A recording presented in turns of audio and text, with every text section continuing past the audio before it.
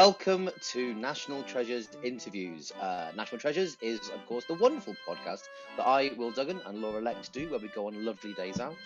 Unfortunately, over the last 12 months or so, you might have missed it, but the world's on fire. Oh, Will, can we just have a cheerful start to one of these for just once, please?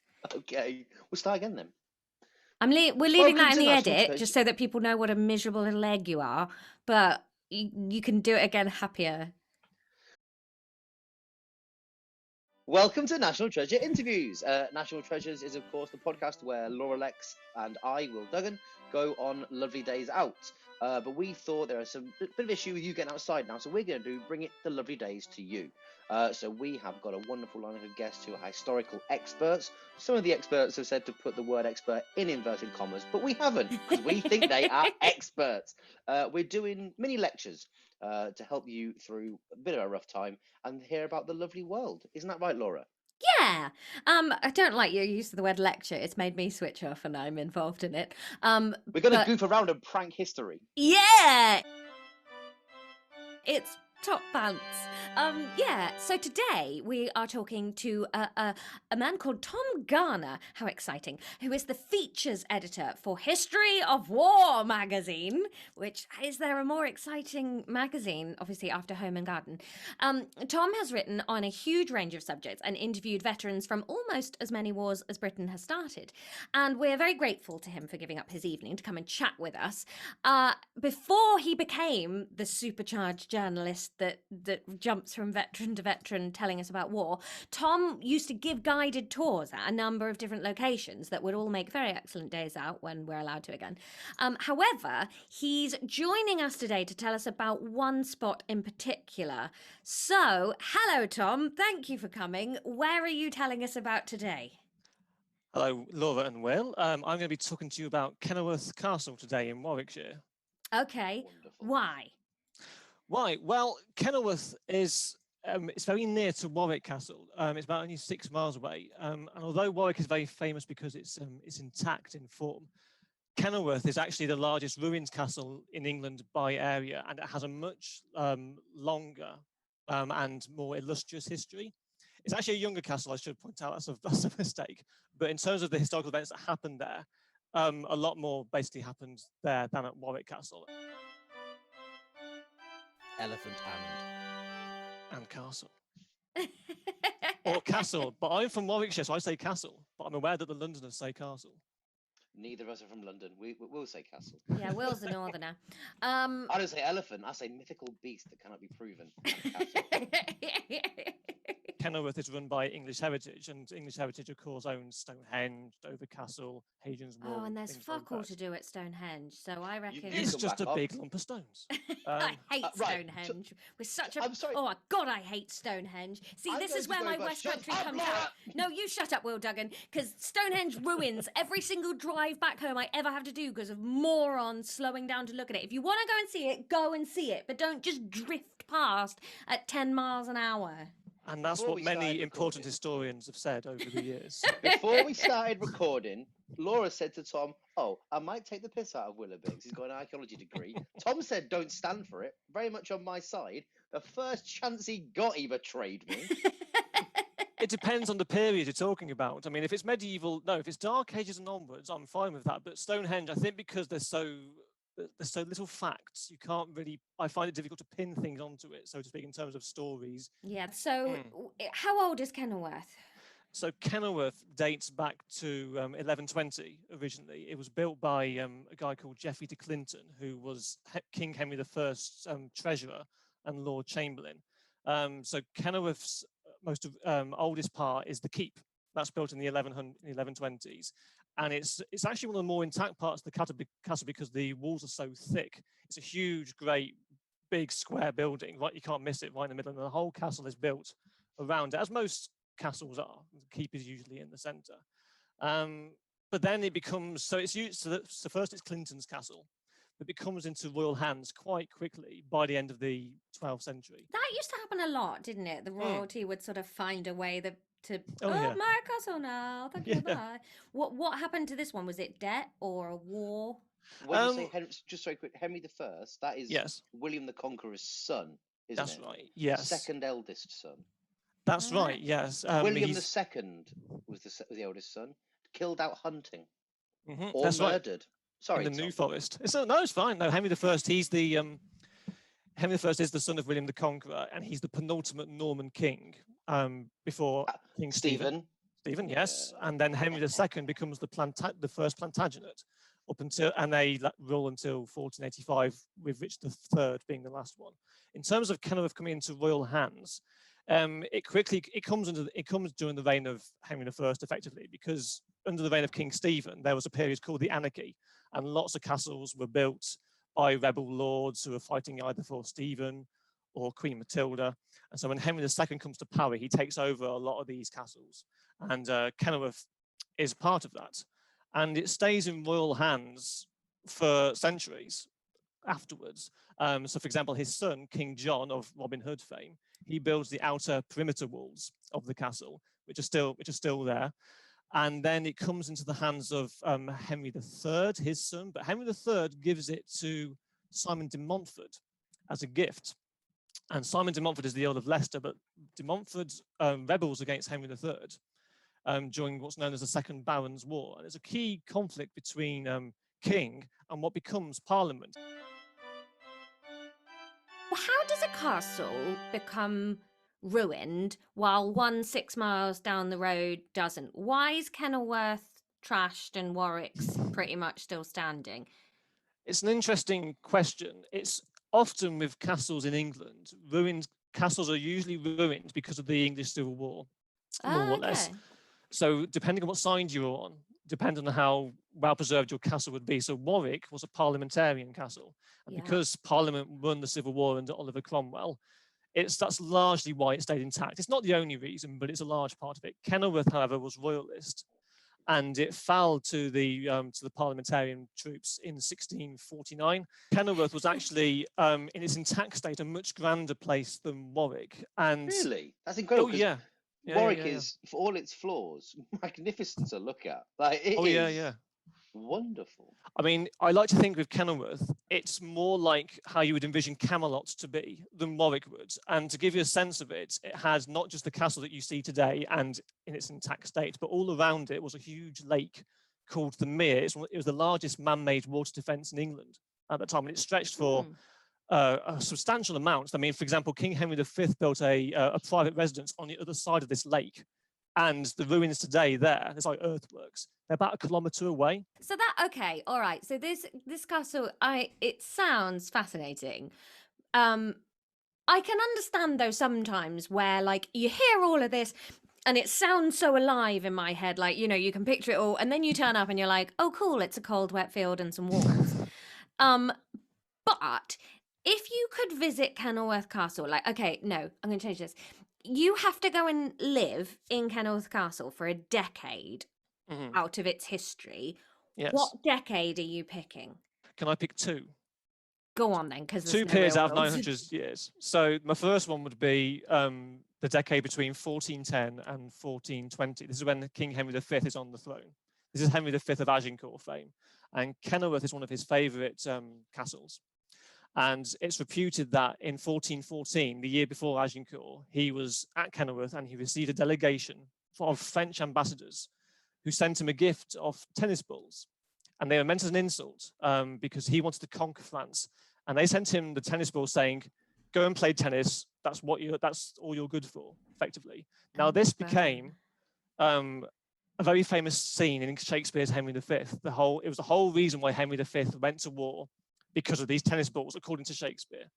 But remarkably, it apparently actually happened in Kenilworth. There's actual chronicles that write about it from a local Warwickshire historian called John Stretch, and he said that when Henry V received these tennis balls, he was so mad and wild by what the French had done. They said, I'm going to replace these tennis balls with cannons and blow the French up. And that's pretty much what he did within a decade. My second option would be in 1575 when Queen Elizabeth I visits. So Queen Elizabeth is obviously one of our most famous queens, and her favourite was Robert Dudley, the Earl of Leicester, and he owned Kenilworth Castle. And he spent decades trying to woo the Queen, trying to get her to marry him, and he never succeeded. But the biggest tactic that he used to woo her, so to speak, was to put on this huge party, effectively, in 1575. It was 19 days of continual festivities. It would have been firework displays on the Mere, for example. There would have been plays that were put on, endless banquets, concerts with musicians, and the Queen would have been there the entire time. It was the longest time she stayed anywhere on her royal progresses in her entire reign. Oddly, the ironic result is that she never did marry him. After all that, she still went, no, I don't think so. But why wouldn't she marry him? What's wrong with him?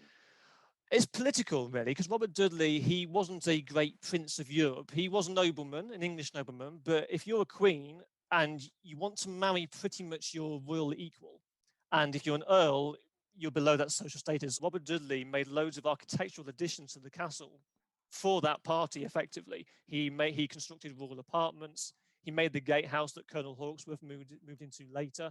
He made additions to the Great Hall and the Keep.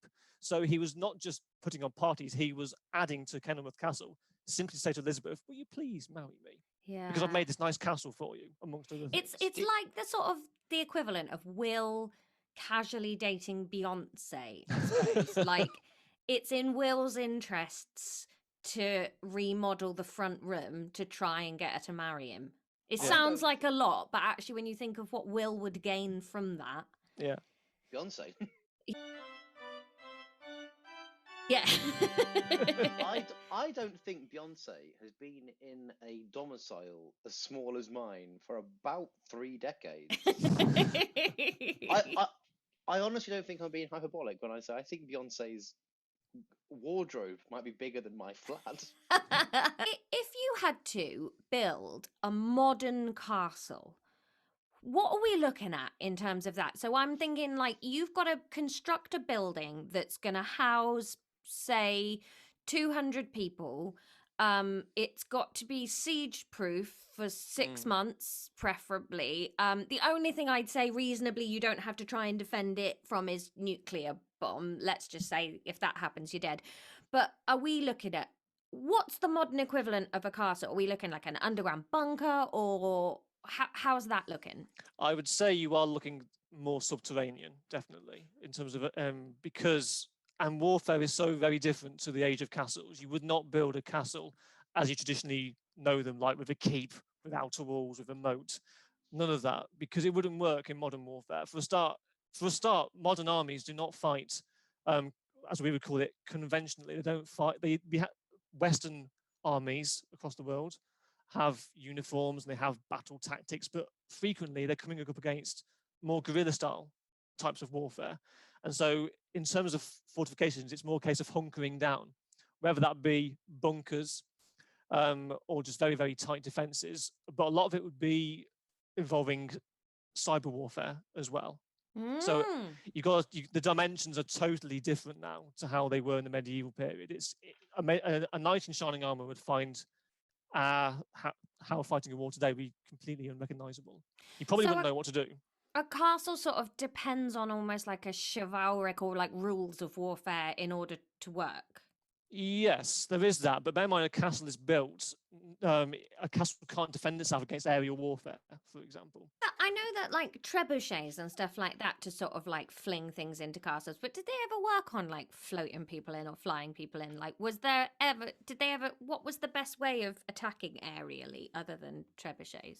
The trebuchets and siege engines, and there are towers that could go up to the walls and you could go over the battlements that way. But actually, the best way to enter a castle often was digging tunnels underneath. So what medieval miners would do, they had sappers in those days. They would dig lots of mines to go underneath. What's a sapper? Sorry. A sapper is a military engineer, and they do things like mining and in the late medieval period, it would have been early explosives, that sort of thing. They would dig under the castle foundations, and the idea was to loosen the walls to make them unstable. And by doing that, they could collapse a section of wall and get in the castle that way. But sometimes, and what's remarkable is, there would be counter miners. Sappers would dig to find each other like moles. And if they met underground, there would be sword battles in these tunnels. It's rumoured that Henry V in France, he did a siege, and his miners built a tunnel so huge that Henry V reputedly had a horseback encounter with a French knight in a tunnel. Hello. Excuse this. Oh. Excuse this little interruption from me and Will into our own video, but we need to say a great big thank you because we have our first Patreon subscribers. Imagine trumpet. Da, da, da, da, da, da. We're so excited. We only launched the Patreon last week and we've set up a load of tiers of ways you can help us and things we'll give you in return. And we have our first willing victims. Not victims. Not victims. Thanks for your money. We're going to kill you. We're not going to kill you. We're going to send you badges and you get access to the extra videos and the secret podcast. Ooh. So a massive thank you, firstly, to Joe Bell, Patreon number 1. Joe Bell, I thought you were going to say something nice about Joe Bell. Thank you, Joe. I like it. I like it a lot, what you've done. Your actions have made me very fond of you. And our second Patreon, Russell Hughes. Thanks so much, Russell Hughes. I'll be honest, Russell Hughes, if there's one person I like more in the world than you, it's Joe Bell. That's only because he was quicker. But you're number 2, globally. So thank you very much to our first 2 Patreon subscribers. If you want more National Treasures content, extra bits from these video interviews, an extra podcast a month, an extra mail-out blast, a signed photo of both of us, and a badge, then head on over to our Patreon page and you can support us too. But in the meantime, thank you, Joe Bell and Russell Hughes. Back to us in the studio. Take it away, Tom Garner. Tom, do you have questions for us? Because Yes, we're I do very knowledgeable. Mm-hmm. We know loads, actually. So my first question is naturally a historical question. So at Kenilworth, which king abdicated at the castle? And I'll give you a clue. Only one king has abdicated. Edward. Edward VIII. Oh, no. Okay, Sorry. another one's abdicated. I was going to say it's not Edward VIII. Oh, Athelstan? Graham the Bald. Right, hang on. How many kings have abdicated? This is post 1066. Yes, post 1066. How many kings have abdicated? Oh, well, that would be telling. I think it's 2. Charles I. Charles I didn't He abdicate. was beheaded, wasn't he? He didn't Yeah, yeah. abdicate, did he? I assume before they killed him. I'll give you a clue. You were close, sort of, with Edward VIII. Edward the The Seventh. 7th? 6th. No. 5th. 4th. 3rd. 2nd. Yes. 1st. Edward the Second. Ah, suck it, Will. I win. Edward. Oh, yeah. What a graceful victory. You've shouted numbers at a man that knows what you're talking. You just counted backwards to Tom there. Yeah, but I did it. So I win. Well done. Well, Okay, why did... I edit this. Was it Edward II thing as a clean for me? It was Edward II, Will, yes. Very good. You both answered the question correctly. Why did he abdicate? Well, so basically, Edward II is one of England's most... he's not the best monarch in the world. He's the guy that lost the Battle of Bannockburn against the Scots, for instance. And his nobles got more and more disaffected. The biggest noble that was disaffected with him was his wife, Isabella, the she-wolf of France, as she became known. And she became and she got so annoyed with Edward II that she found a lover in another nobleman called Roger Mortimer, and they teamed up and led a rebellion against Edward and forced him to abdicate. And the abdication happened at Kenilworth. And the document was called the Dictum of Kenilworth, which sounds all quite nice, but really it's them saying to Edward, you need to get off the throne right now. And within a few months, he's taken away from Kenilworth and murdered at Berkeley Castle in a pretty hideous manner. So yes, when people think of Edward II, they think usually of his murder, which is pretty grim and horrible. Red hot poker up the ass. Yes, that's so the legend goes. They're not sure. I'm not sure, and I didn't want to quite go there, but I thought, so yeah, so infamously, reputedly for that, but he actually abdicated at Kenilworth. Ooh. Red hot poker up the ass. So the second question is, which famous playwright wrote about Kenilworth? Marlowe, Philip Marlowe. Christopher Marlowe. Who's Sadly Philip not. Marlowe? It wasn't Marlowe, but Philip Marlowe is no one. Philip Marlowe. Where have I got that name from? Okay. Well, we don't want to say Shakespeare because that's too obvious, isn't it? It is too Shakespeare! obvious. It is too obvious. It wasn't too William obvious. Shakespeare. Okay. So, What other wait a playwrights minute. do we know about? Here we go. Here we go. We're up in the arts. Name a third playwright. No, Joe Orton. Was it who wrote? Was it who wrote the Beggar's Opera? John Gay or No, sadly, okay. it wasn't him, and it wasn't Joe Wharton either. Sadly. Okay. Have a clue. So he's a Renaissance playwright. Tennessee Williams. Renaissance playwright. Sadly, no, not Tennessee Williams. Okay. Bless him. All right. Was it English fella? He is a contemporary of Shakespeare. Thomas Bird, Becket. John Bird. No, it wasn't Rory Thomas Bremner. Becket. John Fortune. No, none of those. Another playwright. God, I studied Renaissance theatre for my degree. I studied archaeology. Let me tell you about Stonehenge. I'll give you. I mean, this is quite an obscure clue, but this guy did say of Shakespeare, he wasn't of an age, but for all time. So he was nice about. I know. What? I don't understand. What happened? He liked Shakespeare. Everyone So he liked Shakespeare. So Tom's they were down good in for that. history as being are. the unique Tom is person that so likes much Shakespeare. Cleverer than we are. Everyone's cleverer than we are, Will. But it's such a gulf. we're charming, and that's what makes. Tom's also charming. Yeah. Shut up, please. I'm clutching at straws. I bet he looks great in a naval uniform. Well, you're very kind. I'm not that clever. It's a sign of a Red misspent hot youth. Tom up the arse.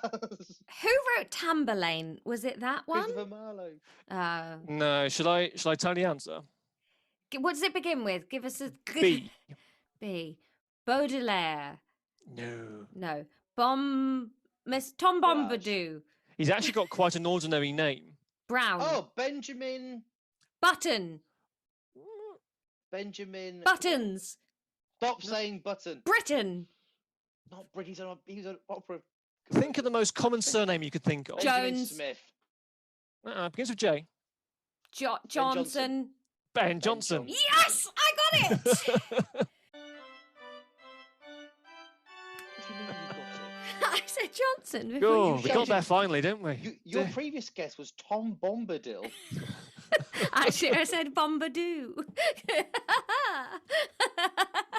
You can't shout Tom Bombadil and go, yeah, I got Ben Johnson. I did though. I said Johnson before you did. All right. Point each. Thanks, Tom. Well done, me. So, right.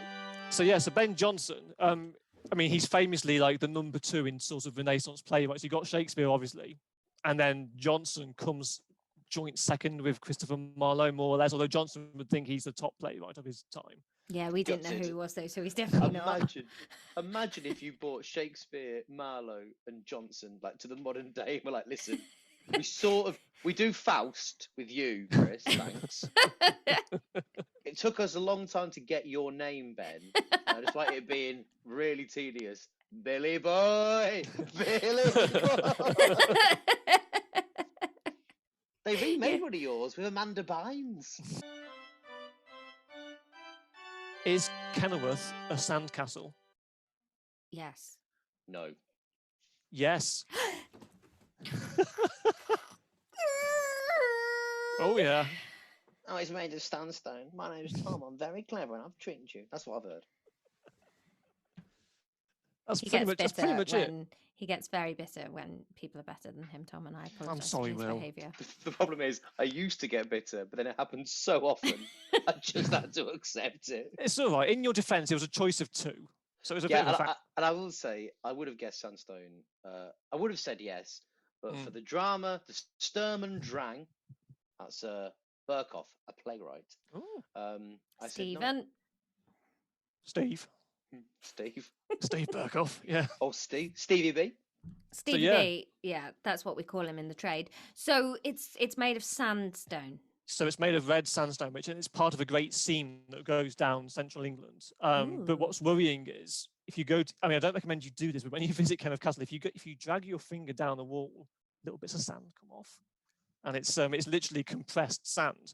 And there's a bit of the castle that visitors can't go into, but the staff, it's like a staff basement where all the where stuff is kept. And worryingly, in parts of the wall, some of it has eroded away, and there are little piles of sand that are building up. Oh, Which no is a little wonder bit Thingy concerning. decided to live in the gatehouse. I will say, if the worst problem with it after 1,000 years is a bit of sand, like, the wall has stood up better than Ben Johnson's career. This is true.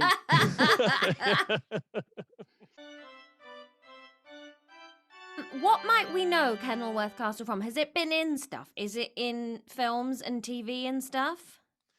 Kenilworth is one of those funny historical places in that it's on the periphery of lots of famous popular culture. So if you've watched any period drama about Elizabeth I, Kenilworth is not in it, but it's most definitely on the periphery. Right. For example, or with Henry V, you can watch any Shakespearean adaptation with, Kenneth Branagh or Laurence Olivier, and again, there will be a Kenilworth connection. So, for example, the tennis ball scene are in both films, but they don't explicitly say that's Kenilworth. Okay. It's just a random scene somewhere.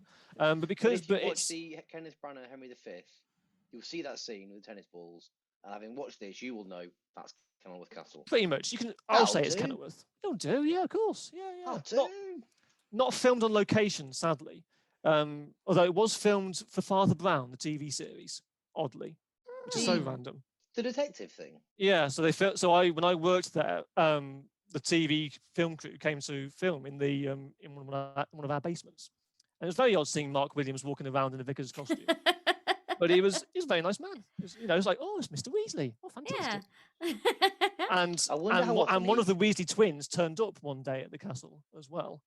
And that's it. One of the Phelpses. I don't know which one. He didn't reveal himself. He was wearing a beanie hat, trying to look, a little bit anonymous. But the trouble is, we all have walkie-talkies at that time, and they're all going, "A Weasley's on site! A Weasley's on site!" And I served him hot chocolate. It was fantastic. So yes. So in terms of popular culture, I'd say anything of Elizabeth I, Henry V. There's even and if you want to talk about Edward II, it involves Isabella, the she-wolf, and she's the famous princess in Braveheart. So there is a little link up there. Great. I've seen Braveheart. Yeah, so it's a good film, historical nonsense, but a good film. and all sorts of things like that. So yes, so it has lots of links to famous historical films that you would have known about. So if you went to visit Kenilworth, you would not be out of place with an Elizabethan drama. So yeah, okay, all right then. I think finally, sell this place to people who should go to Kenilworth. Like, what kind of person do you think would have a lovely day out at Kenilworth Castle, and why? I think, it's going to sound very broad, but I think anybody would have a great day out at Kenilworth Castle. And you don't have to be interested in history, because the grounds, even now, they're so huge. If you just want a nice day out in the fresh air, and just to climb a tower, you can do that. If you're into medieval, Tudor, Stuart history, you're going to find it all at Kenilworth Castle. It's so centrally located that you can get to it pretty much from anywhere in England in not too bad a time. I would just say that it's got such a breadth of history that it's just, from a national perspective, it's one of the most important locations that we have in England. So on that point, I think it's just, and it's beautiful to look at. It's one of the most beautiful castles that you will ever come across. It's even more beautiful than Warwick, I would say. Yeah, and I would say, if you're in the area and looking for a day out and you don't want to hang out with other people's children, they will all be at Warwick. So you go to Kenilworth. It's a lot cheaper as well. It couldn't have been more expensive. Sadly. So no, those are my reasons for visiting Kenilworth. There's lots of reasons, but it's very hard to distill into a couple of sentences. This has been amazing. Thank you. Yeah, thank you so much. What are any social medias that we can follow? Either yourself, Kenilworth Castle, any projects you're working on? Where can people find you and the things you do? Yeah, because you explain this stuff really well, so we can now read everything you've ever written and understand the past. Oh well, so I write for History of War magazine, which is one of Britain's best-selling magazines for military history. If you're into that sort of thing, you can find us on Facebook, on Twitter. You can in normal times, you can buy the magazine in W.H. Smith. It's sold internationally. If you want to visit Kenilworth Castle, go on the English Heritage website, I would suggest. And I also write occasionally for All About History, which is History of War's sister magazine, and that is for more general history. So I'm occasionally in there now and then. So yeah, that's where you can find me. Thank you so much. Thank you so much for joining us. Oh, you're welcome. Thank you for having me. And you can find us, Laura. Where can they find us? Me and Will. You can find. Oh, they're already here. They know. It's. That's how it works. Definitely. That's how it works. 100%. Look, if you like the National Treasures podcast, it is. It's at Treasures Pod. Treasures Pod. Always at Pod. Treasures Pod. But the email isn't. The email is at National Treasures. National Podcast? Treasures Podcast at gmail.com. I've not hidden it. I've made it easy to find. They don't stay in my head. I can't remember them. If you like us, at Treasures Pod on all the social media, National Treasures Podcast at gmail.com to get in touch with us. And just thanks to Tom Garner.